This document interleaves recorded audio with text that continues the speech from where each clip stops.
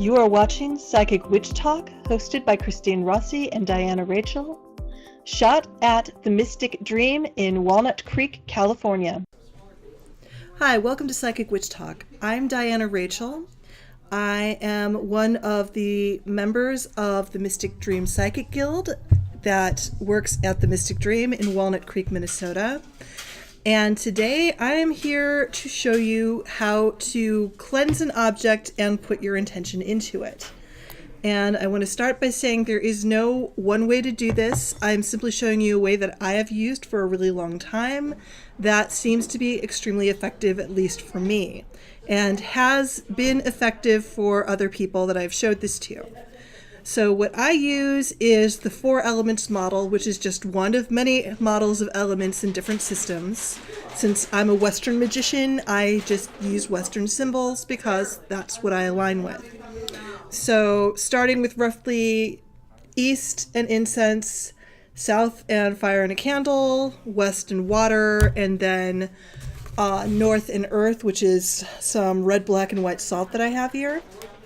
So I'm going to start by lighting this incense, this is a fancy incense I got that also doubles as a smudge stick. So it's the kind where you don't just let it burn down because it could possibly set off a smoke alarm if you let it go too long, depending on how enthusiastic it is. And I'm hoping it's a little more enthusiastic than that today.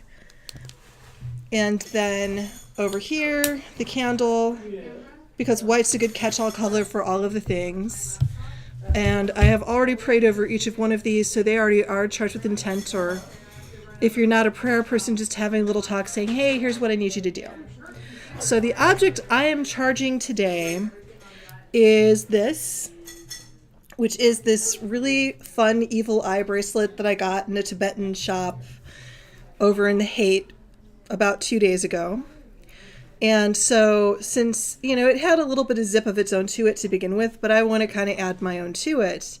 So taking a minute to just think about what I want this to be for. And something I've learned the hard way fairly recently is magic does not multitask. So obviously this is for protection. So I want this to be for protection from jealousy and envy, because that's pretty much what these are designed for.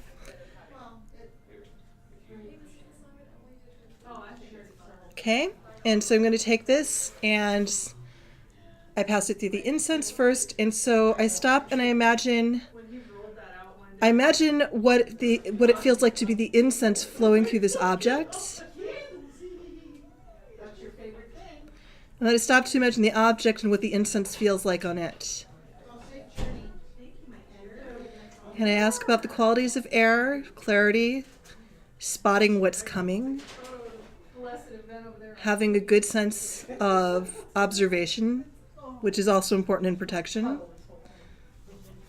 And then for this one, dipping it in the fire would be physically painful for me. This is metal and ow. So just passing it over the fire, over the flame, and imagining being the flame and interacting with the energy of this object.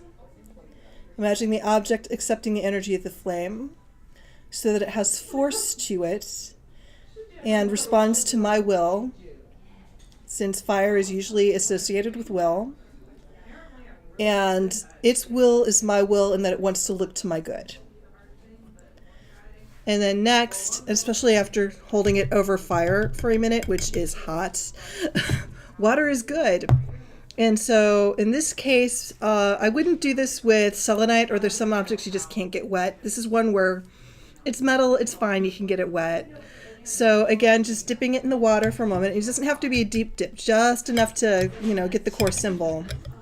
And imagining being the water flowing through the objects, and the objects in the water. And, imagining it's the emotional, the intuition, the cleansing things out as they come to you.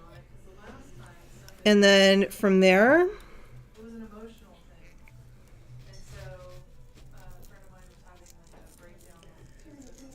so this is some salt for the earth, and this one can be a little trickier. In my case, I like to sprinkle the salt and just pretend them like the grains of salt falling down on the object and meeting it and having an energy interchange.